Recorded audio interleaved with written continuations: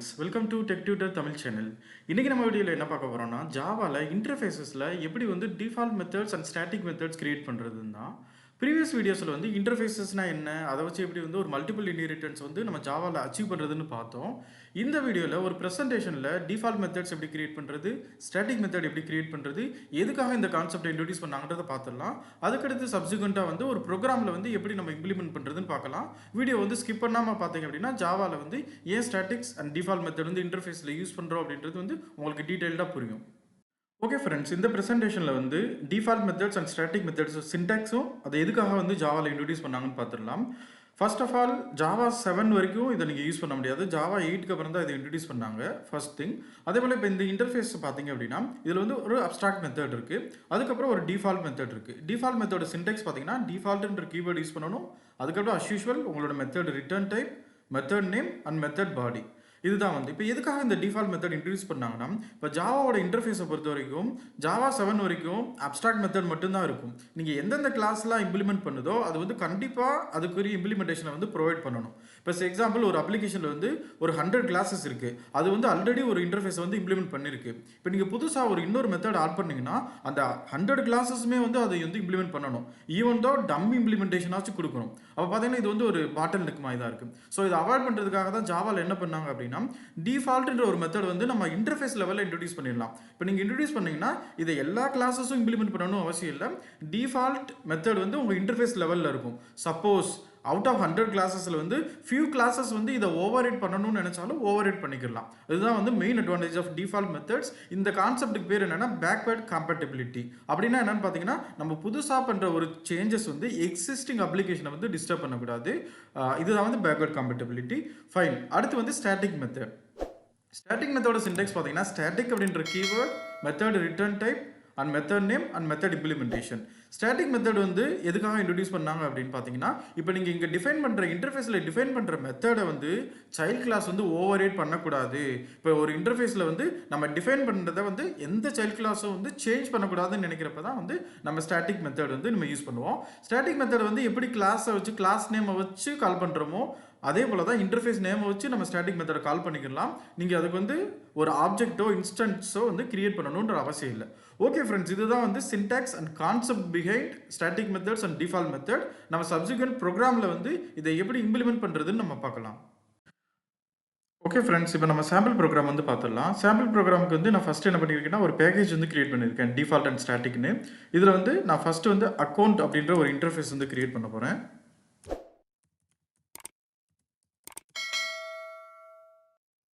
Fine. இப்போ பார்த்தீங்கன்னா visual studio code டிஃபால்ட்டாக வந்து நம்மளுக்கு கிளாஸ் கிரியேட் பண்ணிடுச்சு. நான் அதை இன்டர்ஃபேஸை வந்து நான் மாற்றிக்கிறேன்.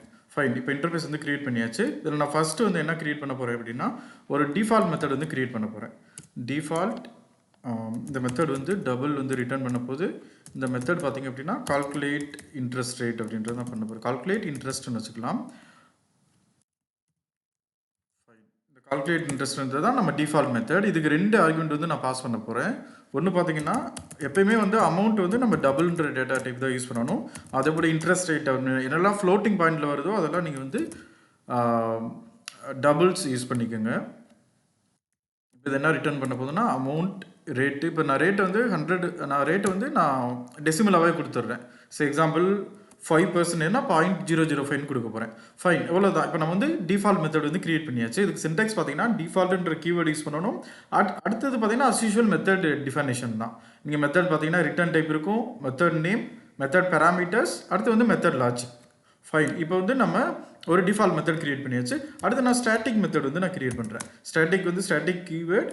இப்போ இதில் வந்து நான் ஒரு பூலியன் மெத்தட் தான் கிரியேட் பண்ண போகிறேன். பூலியன் இதில் பார்த்தீங்கன்னா வேலிடேட் அக்கௌண்ட் நம்பர் அப்படின்ற மெத்தட் தான் நான் கிரியேட் பண்ணுறேன். இப்போ இந்த மெத்தடுக்கு நான் இன்புட் என்ன பாஸ் வாங்க போகிறேன்னா ஸ்ட்ரிங் அப்படின்ற அக்கௌண்ட் நம்பர் வாங்க போகிறேன். ஃபைன். அக்கௌண்ட் நம்பர் வாங்கியாச்சு. அடுத்த அக்கௌண்ட் நம்பரை வந்து நம்ம வேலிடேட் பண்ண போகிறோம். வேலிடேட் பண்ணுறதுக்கு வந்து நான் ஸ்டாட்டிக் என்ன பண்ண போகிறேன்னா அக்கௌண்ட் நம்பர் மேட்சஸ் இங்கே பார்த்தீங்க அப்படின்னா நான் ரெகுலர் எக்ஸ்பிரஷன் யூஸ் பண்ணுறேன். இப்போ நான் ஒரு சாம்பிளுக்காக 10 இது யூஸ் பண்ணிக்கிறேன். இந்த ரெகுலர் எக்ஸ்பிரஷன் அப்படின்னு பார்த்தீங்கன்னா ஒரு வேலிடேஷனுக்காக இல்லைனா மேட்சிங்காக யூஸ் பண்ணுறது. இப்போ இந்த சினாரியோவில் இந்த ரெகுலர் எக்ஸ்பிரஷன் பார்த்தீங்க அப்படின்னா டி அப்படின்னா டெசிமல். இப்போ அக்கௌண்ட் நம்பரில் வந்து நான் எல்லாமே வந்து நம்பராக இருக்கணும், அதோட லென்த் வந்து 10 இருக்கணும் அப்படின்ற இது வந்து ரெகுலர் எக்ஸ்பிரஷன். ஃபைன். இப்போ வந்து நம்ம இந்த இன்டர்ஃபேஸில் ஒரு டிஃபால்ட் மெத்தட் கிரியேட் பண்ணியாச்சு, ஒரு ஸ்டாட்டிக் மெத்தட் வந்து கிரியேட் பண்ணியாச்சு. இப்போ இந்த 2 மெத்தடையும் நம்ம எப்படி வந்து ஒரு இம்ப்ளிமெண்டிங் கிளாஸில் வந்து யூஸ் பண்ண போகிறோம்னு பார்க்க போகிறோம். இப்போ நான் அக்கௌண்ட் கிரியேட் பண்ணியாச்சு. நான் கிரியேட் பண்ண போகிற கிளாஸ் பார்த்தீங்க அப்படின்னா சேவிங்ஸ் அக்கௌண்ட் அப்படின்ற ஒரு கிளாஸ் வந்து கிரியேட் பண்ணுறேன்.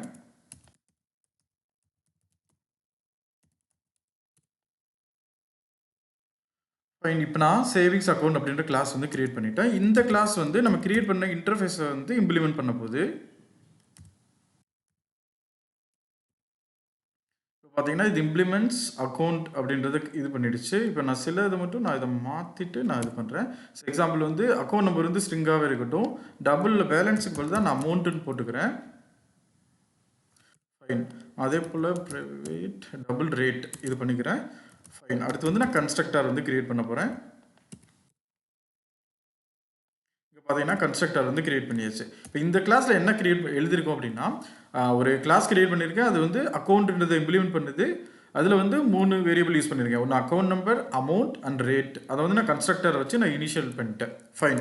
இப்போ இதில் பார்த்தீங்க அப்படின்னா யூஸ்வலாக பார்த்தீங்கன்னா இன்டர்ஃபேஸில் வந்து பார்த்தீங்கன்னா எக்ஸாம்பிள் வந்து இன்டர்ஃபேஸில் ஒரு அப்ஸ்ட்ராக்ட் மெத்தட் வந்து நான் கிரியேட் பண்ணிடுறேன். உங்களுக்கு தான் அப்போ தான் வந்து டிஃப்ரென்ஸ் வந்து தெரியும். எக்ஸாம்பிள் வாய்ட் டெபாசிட் அப்படின்ற ஒரு இன்டர்ஃபேஸில் வந்து ஒரு அப்ஸ்ட்ராக்ட் மெத்தட் வந்து கிரியேட் பண்ணியிருக்கேன். இப்போ நீங்கள் ஒன்ஸ் ஒரு இன்டர்ஃபேஸில் வந்து நீங்கள் அப்ஸ்ட்ராக்ட் மெத்தட் கிரியேட் பண்ணிட்டீங்கன்னா உங்கள் இம்ப்ளிமெண்டேஷன் கிளாஸில் வந்து எரர் சொல்லிடும். என்ன சொல்லும் அப்படின்னா நீ வந்து அந்த அப்ஸ்ட்ராக்ட் மெத்தடை வந்து நீ இம்ப்ளிமெண்ட் பண்ணணும்னு சொல்லணும். அதுதான் வந்து இந்த இதில் சொல்லுது, the savings account must implement the inherited abstract method அப்படின்னு. ஸோ இதுக்கு வந்து நம்ம குயிக் ஃபிக்ஸ் பார்த்தோம்னா எல்லா ஐடியுமே வந்து இம்ப்ளிமெண்ட் பண்ணிடும். ஸோ இந்த இம்ப்ளிமெண்டேஷன் லாஜிக் நம்ம இதனால் பண்ணிக்கலாம். Like this dot plus equal to amount. Just நான் பாஸ் பண்ணுற அமௌண்ட்டு வந்து நான் ஆட் பண்ணுறேன், அவ்வளோதான். ஃபைன். இங்கே பார்த்தீங்க அப்படின்னா இதுதான் வந்து மெயின் டிஃப்ரென்ஸ். இப்போ நீங்கள் இந்த இன்டர்ஃபேஸில் பார்த்தீங்கன்னா டிஃபால்ட் மெத்தட், ஸ்டாட்டிக் மெத்தட், ஒரு அப்ஸ்ட்ராக்ட் மெத்தட் இருக்குது. பட் அன்டில் நீங்கள் ஒரு அப்ஸ்ட்ராக்ட் மெத்தட் இருக்கிற வரைக்கும் உங்களோட இன்டர்ஃபேஸ் வந்து எந்த ஒரு கம்ப்ளைண்ட்டும் பண்ணலை.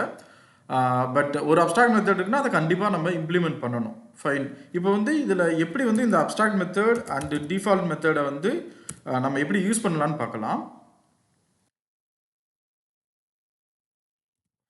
இப்போ நான் வந்து இங்கே என்ன பண்ணுறேன்னா சேவிங்ஸ் அக்கௌண்ட்ன்ற கிளாஸுக்கு வந்து ஒரு ஆப்ஜெக்ட் கிரியேட் பண்ணுறேன்.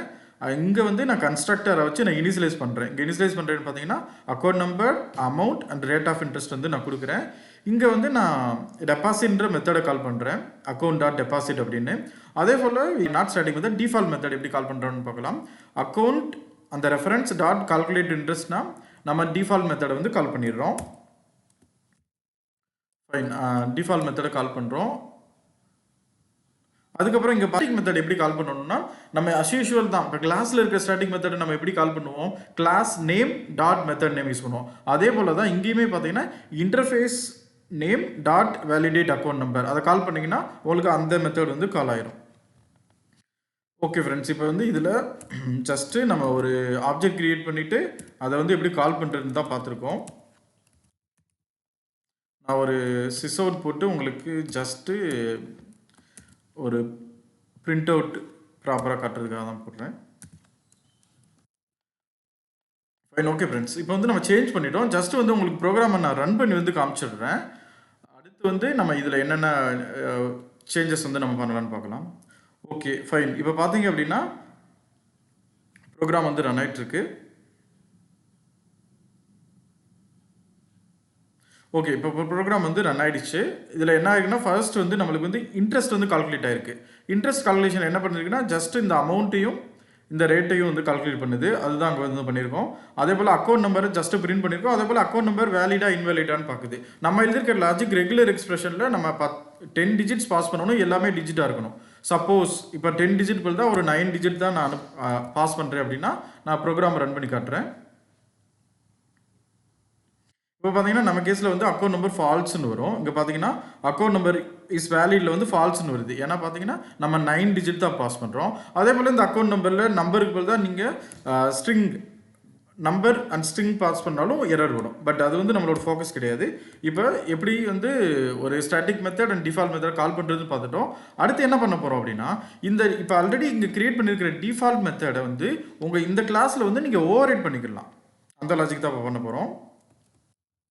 இப்போ பார்த்தீங்கன்னா இந்த சேவிங்ஸ் அக்கௌண்ட்டில் வந்து எக்ஸாம்பிள் அக்கௌண்ட்டில் வந்து ஜெனரிக்காக வந்து எப்படி வந்து ஒரு இன்ட்ரெஸ்ட் கால்குலேட் பண்ணுற லாஜிக் வந்து நம்ம எழுதிட்டோம். இப்போ இங்கே வந்து அந்த மெத்தட் வந்து நம்ம ஓவர் ரைட் பண்ண போகிறோம். ஸோ ஜஸ்ட்டு இப்போ நம்ம அதை யூஸ் பண்ணணும் அப்படின்னா நம்ம வந்து இதை வந்து பப்ளிக் அப்படின்னு மாற்றணும். பப்ளிக் மாற்றிட்டா நம்ம வந்து இங்கே அதை வந்து ஓவர் ரைட் பண்ணிக்கலாம். இங்கே பார்த்தீங்கன்னா இப்போ நான் வந்து ஓவர் ரைட் பண்ணிட்டேன். ஸோ இப்போ என்ன பண்ணுறோன்னா அக்கௌண்ட்டில் வந்து அக்கௌண்ட்டுன்ற இன்டர்ஃபேஸில் டிஃபால்ட் ஒரு மெத்தட் நம்ம வந்து டிஃபைன் பண்ணியிருக்கோம். இப்போ இதில் வந்து நான் சேஞ்ச் பண்ணுவேன். ஸோ எக்ஸாம்பிள் வந்து இங்கே வந்து சேவிங்ஸ் அக்கௌண்ட்டாக இருந்துச்சுன்னா எனக்கு வந்து இந்த ரேட்டில் வந்து கொஞ்சம் மாடிஃபை பண்ணணும் அப்படின்னா example this rate example plus equal to 0.002 பண்ணுறேன். ஸோ எக்ஸாம்பிள் வந்து இந்த கால்குலேஷன் என்ன பண்ணுறோன்னா டிஃபால்ட்டாக வந்து 0.005 வந்து பாஸ் பண்ணுறாங்க. பட் நான் ஓவர் பண்ணுற லாஜிக்கில் இன்னொரு 0.02 வந்து நான் ஆட் பண்ணிக்கிறேன். இங்கே வந்து நீங்கள் ஓவர் ரைட் பண்ணுறீங்க. டிஃபால்ட் மெத்தடை வந்து நம்ம ஓவர் ரைட் பண்ணலாம். அதுதான் நம்ம இங்கே பண்ணியிருக்கோம். இப்போ இந்த ப்ரோக்ராமை ரன் பண்ணோம் அப்படின்னா நம்மளுக்கு வந்து இந்த மெத்தட் தான் வந்து கால் ஆகும். ஸோ எக்ஸாம்பிள் வந்து நான் அதை வந்து அந்த இது புரிஞ்சுக்கிறதுக்காக ஃபைன். ஓகே, இப்போ நான் வந்து ப்ரோக்ராம் வந்து ரன் பண்ணுறேன். இந்த சினாரியோவில் என்ன பண்ணியிருக்கோம்னா இன்டர்ஃபேஸில் இருக்கிற மெத்தடை வந்து டிஃபால்ட் மெத்தடை வந்து இங்கே ஓவர் ரைட் பண்ணியிருக்கோம்.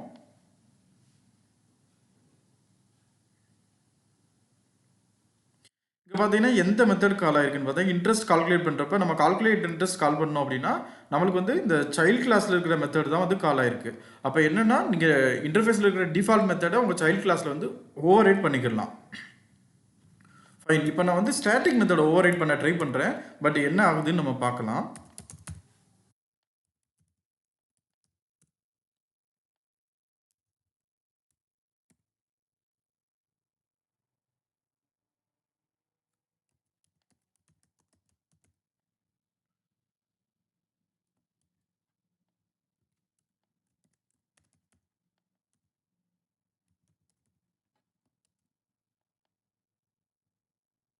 இப்போ நீங்கள் ஓவர் ரைட் அப்படின்றத பண்ணீங்க அப்படின்னு பார்த்தீங்கன்னா இங்கே வந்து ஒரு எரர் சொல்லும். இந்த மெத்தடை வந்து நம்ம வந்து இங்கே ஓவர் ரைடோ இம்ப்ளிமெண்ட்டோ பண்ண முடியாது அப்படின்னு. ஏன்னா வந்து மெயின் கான்செப்ட் என்னன்னு பார்த்தீங்கன்னா இன்டர்ஃபேஸில் டிஃபைன் பண்ணியிருக்கிற ஸ்டாட்டிக் மெத்தடை வந்து நம்மளோட சைல்ட் கிளாஸில் வந்து ஓவர் ரைட் பண்ண முடியாது. எதுக்காக அப்படின்னு பார்த்தீங்கன்னா இப்போ இந்த அக்கௌண்ட் டாட் ஜாவாவில் இருக்கிற நம்ம வேலிடேட் அக்கௌண்ட் நம்பருக்கு வந்து ஒரு லாஜிக் எழுதிட்டோம். இந்த 10 டிஜிட்ஸ் தான் இருக்கணும், அதே போல் 10 அதோட லென்த் வந்து 10 தான் இருக்கணும் அப்படின்றத நம்ம எழுதிட்டோம். பட் இதை வந்து சைல்ட் கிளாஸ் வந்து மாற்றக்கூடாது. அதுக்கு தான் வந்து இப்போ நீங்கள் ஸ்டாட்டிக் மெத்தடை ஓவர் ரைட் பண்ண ட்ரை பண்ணிங்கன்னா உங்களுக்கு வந்து ஜேவிஎம்ஏ வந்து எரர் த்ரோ பண்ணும், உங்களால் பண்ண முடியாது. ஸோ அதை வந்து நான் டெலீட் பண்ணிடுறேன்.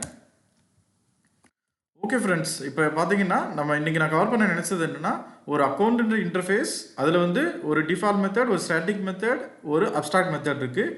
நீங்கள் இந்த இன்டர்ஃபேஸை வந்து நீங்கள் இம்ப்ளிமெண்ட் பண்ணீங்க அப்படின்னா கண்டிப்பாக அப்ஸ்ட்ராக்ட் மெத்தடுக்கு வந்து நீங்கள் இம்ப்ளிமெண்டேஷன் ப்ரொவைட் பண்ணணும். பட் இன்கேஸ் ஆஃப் டிஃபால்ட்னா நீங்கள் ஓவர் ரைட் பண்ணிக்கலாம்.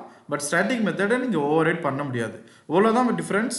எனக்கு ஐ ஹோப் உங்களுக்கு வந்து இந்த ப்ரோக்ராம் வந்து புரிஞ்சிருக்கும்னு நினைக்கிறேன். இந்த சோர்ஸ் கோடை நம்ம சேனலுக்கு ஒரு கிட்ஹப் ரெபாசிட்டரியில் வந்து நான் அப்லோட் பண்ணிவிட்டு அந்த லிங்க் வந்து நான் டிஸ்கிரிப்ஷனில் வந்து ஷேர் பண்ணுறேன். நீங்கள் ட்ரை பண்ணுங்கள். இந்த ப்ரோக்ராம் உங்களுக்கு ட்ரை பண்ணுறப்ப உங்களுக்கு புரியல, இல்லை எக்ஸப்ஷன் வருது, எரர் வருதுன்னா இந்த சேனலில் நீங்கள் கமெண்ட்டில் வந்து ஷேர் பண்ணுங்கள். ஓகே ஃப்ரெண்ட்ஸ், உங்களுக்கு இந்த கண்டென்ட் பிடிச்சிருந்துச்சுன்னா சேனலை வந்து லைக் பண்ணுங்கள், சப்ஸ்கிரைப் பண்ணுங்கள், அதே போல் உங்கள் ஃப்ரெண்ட்ஸ் சர்க்கிளுக்கும் ஷேர் பண்ணுங்கள். மீண்டும்